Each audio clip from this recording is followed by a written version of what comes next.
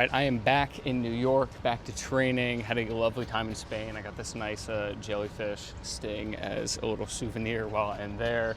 But back in New York City, back in the humidity, back into the training, and it feels really good. I got a good amount of runs in when I was on vacation in Spain, but now I'm like really into it. The mileage is ticking up, the workouts are getting harder, which are all good things. I'm up here outside the Guggenheim. I just finished a run in Central Park, 18K easy or 11 miles, whichever one you do. Felt really good. It's been a heavy week. I had a long marathon pace workout, about 8 miles at marathon pace that I did here in the park with my coach. That was pretty intense. It was a very humid day.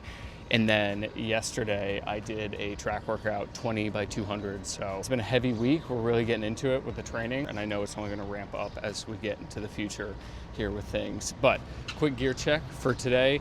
I've got these, the Oakley Minute, which is the Oakley Minute 1.0, which is a old Oakley frame from kind of the early 2000s, I think 2001. So like a fun Y2K Oakley design, which is really just peak Oakley in my opinion. And then I've got this guy, which is not new in general, but new to me, which is a Hydro Pack, which I've never trained with these. My coach was really big on training, fueling, and taking water in while running, which I do, but a lot of the times in the past, I would just stop in Central Park, get a glass of water or drink of water, and then keep moving. Whereas this, I can just keep running while taking in water, which is super important, especially on these really hot, humid days that we have. This was a collab that they did with Morton, which is great because it has a little slot here for a gel, so just take a little bit load off of your shorts or half tights. And then to touch on the shoes, I've got the Adidas Hyperboost Edge, which I've talked about before. That is a shoe that I'm putting in so many of my training miles in, but that's gonna be a focus of today's video, which is my running shoe rotation for this marathon block as we prepare to go sub 3 here at home in New York City on these streets.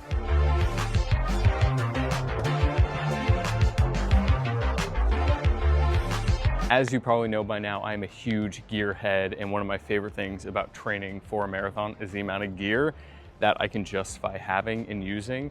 And right at the heart of that for marathon training is obviously the shoes. Now, do you need a full shoe rotation for your marathon training? No, obviously for decades and decades, people ran and raced in the same shoe. But as someone who loves gear, as someone who loves shoes, I love having options. And when it comes to footwear, that is no exception. So with that being said, I'm gonna break down every shoe that I'm gonna run in, obviously some more than others, in this training block in the sub 3 NYC goal. And we're gonna start off with my daily driver, the shoe that I've been using more than anything else, the Adidas Hyperboost Edge. This is a shoe that is really like a super trainer. You know, it's not cheap. That being said, this shoe has been phenomenal for me. I've been using this for all of my like easy runs, my long runs that don't have any real pace requirements. I like this shoe, even picking up the pace a little bit, not necessarily at marathon pace, but as just like a cruiser shoe. I've been doing a lot of these double days, and for at least like the longer of those 2 runs that I've been doing on my 2-a-days, this is the shoe that I go to. I think this is a shoe I'm wearing more than anything else. You've probably seen it on my Instagram more than any other shoe. I have run in a lot of these big high stack shoes. I've run in the Mega Blast, I've run in the Vomero Pluses from Nike, I've run in the Brooks Glycerin Max. All those tend to feel like big, heavy bricks on my feet. This is the first one that I've actually enjoyed running in for comfort, but also feeling like I can still pick up the pace in that. And for that reason, this is currently top of the list in terms of shoes that I'm packing the mileage in and genuinely loving on each run. Following up from the shoe that I've worn the most, this is probably the shoe that I've worn the least. I really will only use this shoe here, the Supernova Rise 3, for like the easiest of easy runs, like recovery runs. I still find myself leaning towards the Hyperboost Edge. I find myself wearing this shoe as just like a shoe because I'm on my feet all day. This is probably the shoe that I just happen to wear the most, but I am still running in it. And for that reason, I'm gonna include it in here. I almost did not just because of how little I'm running in it. It's a fun shoe. This is from the Song for the Mute collab that Adidas did with them. And I like the shoe, I like the look of the shoe, but when it comes to the rest of the Adidas lineup, which you'll see is a theme in what I run in, you know, this is probably at the bottom of the heap. it doesn't have that bounce that I want out of it. It doesn't have the same cushion as the Hyperboost Edge. So it kind of falls in this weird in between where I find myself not necessarily gravitating towards it. If you're just like, what's a shoe I can wear on my feet all day? I love this shoe for that. But for runs, especially if you're a runner who's maybe on the faster side, I don't know how much you'll enjoy the shoe, but not one that I reach for all the time. Keeping up with the shoes that I tend to wear the least, that still I love and will have a place in this rotation, is this here, which is the Adizero Adios 9. This is a super flat, no plate in this shoe, about as close as you can get to kind of that barefoot running feel, that low stack feel if you are a low stack person. I wear this shoe a lot day to day. I lift in this shoe all the time.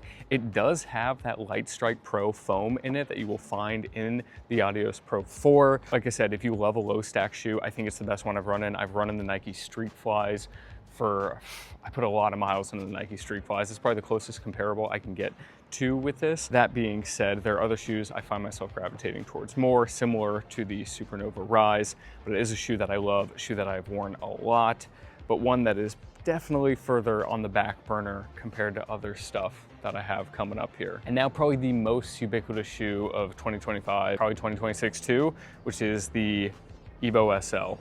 Now this is a shoe that has come in so many different colors, different variations, all the rest of it. I have gone through more Evo SLs in the last year. This is actually the woven model. It's got a different upper here. It's got a gusseted tongue, which the original Evo SL did not have. Now they have the Evo SL EXO. I think they have one that's waterproof. They have so many different variations of it. From an actual performance standpoint, I have found that from the first pair of Evo SLs that I got in November of 2024, the shoe still feels the same, even with the different upper. This has this woven better upper with the gusseted tongue, and I do, this is the Evo SL that I'm currently wearing. I think it's a super fun color. But what can you say about the Evo SL that has not already been said? Probably the most popular running shoe on the market right now, and for good reason, because it's super accessible. I think everybody can enjoy this shoe. It feels great picking up the speed, feels great just getting daily mileage in. And this was my daily driver. This was easily the shoe that I put more miles in the past year from when I got the shoe, essentially until the Hyperboost Edge came out. But of course, the Evo SL still has a very solid place in my lineup for this training block. Now getting into the race day shoes and the more tempo shoes, the shoes that I like to put real marathon pace miles in, whether it's race day or just training, and that is the Adios Pro 4. These you would have seen in a previous video is the collab they did with Satisfy. One thing of note, real quick before I get into the shoe, that is different about the Satisfy one, just functionally compared to the normal Pro 4s, is that these have these really nice kind of like race laces. Maybe that was Satisfy that pushed for that, but regardless, a great design choice there. I've gone through a lot of these. I've ran, I think, 4 marathons in these. I've run 2 or 3 halves in these. I love this shoe.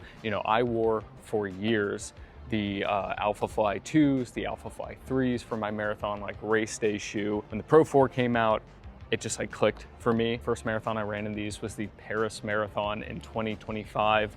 I just fell in love with this shoe. Something about it just like really clicked with my foot. I think the upper on it is really, really nice. I think the carbon rods in here as opposed to the plate is really nice. This is really the one that I kept coming back to. And I have run in the Pro Evos, the first ones and the seconds, as you've seen in my Paris 10K video.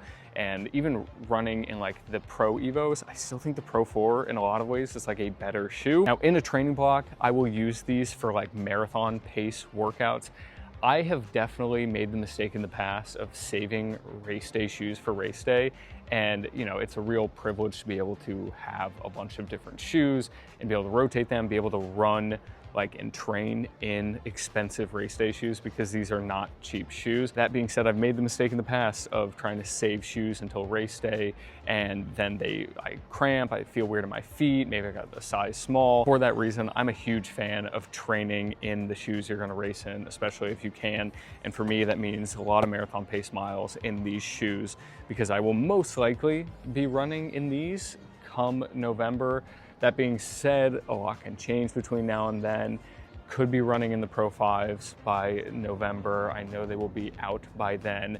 Maybe the Pro Evo 3, that would be very cool, but I don't know. But until then, this is the one that I love and have put so many race day miles in and will continue to in this training block. So those are all of the like main shoes that I'll be wearing. And now I'm gonna get into 2 wildcard shoes that I'm training in, and starting with the Adios Pro 3. This is an old shoe. This is my second pair of like dead stock Pro 3s. I still think you can find them. I know not that long ago, Adidas actually released a new Pro 3, like it was the Pro 3, but they did it around the Tokyo Marathon. So this is still a shoe that you see out and about. You can get them for so cheap now.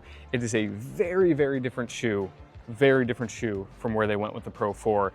The Light Strike Pro in this is much more firm. It has a much snappier feel. This shoe has a horrible upper. Not everybody I know had that issue. I know some people who wear these shoes and had no issue with the upper. That being said, I also know people with the same issue that I had, because the upper on this is like plastic. It is so bizarre. The shift that they made in so many ways from the Pro 3 to the Pro 4 is all positive. That being said, there's something about this shoe that is like kind of magical to me. The snap in this, how firm it is. I have been using the shoe for a lot of my track work. So whether I'm actually on the track or on a treadmill, doing like 200s, 400s in these. I just did a 20 by 200 workout this past Friday in these shoes. There is something about picking up the pace in the Adios Pro 3 that just hits different. If you like a nice, snappy, firm ground feel and really feel like you are springing off the ground, and you don't love the way a lot of the new like super shoes on the market have gone a bit squishy, you can pick these up for real cheap. I would recommend you do it, especially as the Pro 5's coming out. These are only gonna be cheaper out there. I do know that this color is kind of hard to find. This is, I think, one of the best looking running shoes ever, but definitely a wild card in the lineup, and one that, although it doesn't necessarily sit with the current Trainer 2 race day shoe model that you would get with the foams and the Hyperboost Edge and the Pro 4 and the Pro Evos, I just love this shoe, and I'm gonna keep wearing this until I cannot anymore. Last but not least, if you saw the Paris 10K video, you probably knew that this shoe was coming, and it is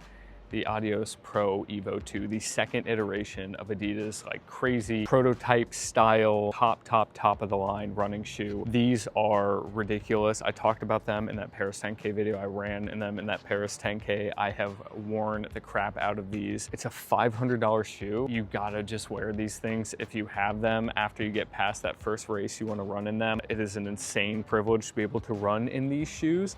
It is not lost on me how ridiculous a $500 price tag is. For now, this shoe is still the lightest, craziest shoe that I've ever run in. I love running this where I can. I've run the Chicago Marathon in these. I've run a couple half marathons in these. I just ran the Paris 10K in these. I love them. They feel great. There's nothing to them. I will still keep wearing them. I will wear them on training runs. I probably will never race in these again unless it's something fun like that Paris 10K. They still stay in the rotation, because why on earth would you have a $500 shoe that you're just gonna sit on the shelf? All of these are Adidas shoes.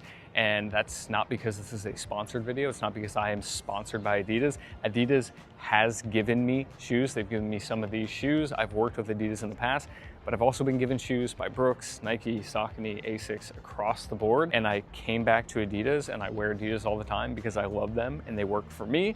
And I really enjoy staying in the same ecosystem. You know, generally when you look at a running shoe line, if it's designed well, the shoes that you train in are supposed to support the way your feet would be trained in the race day shoe. If I get other shoes that come into me that I love more and that I wear, I would tell you guys about them.